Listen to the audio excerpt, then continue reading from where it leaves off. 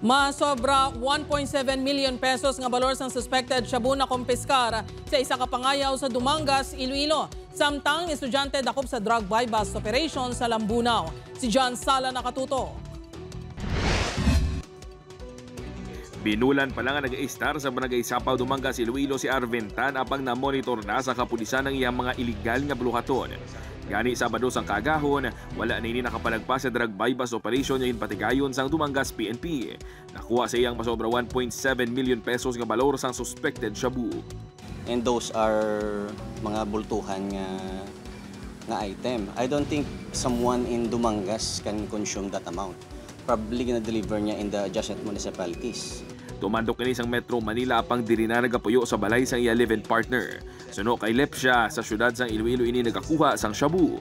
Probably sa city and probably sa jail facility. Todo panginwala naman ini dala panindugan nga planted ang mga nakuha sa iya. Pero sir, gumagamit kayo? Hindi, sir. Nagbibenta? Hindi. Nung nakaraan, nung nandun pa kayo sa Metro Manila? Alam hindi, sir.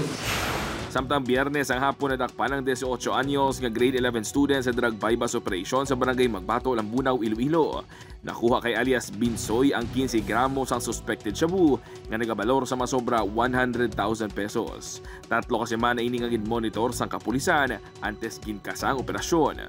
Upod kay Hans Desierto, John Sala. 1 Western Visayas.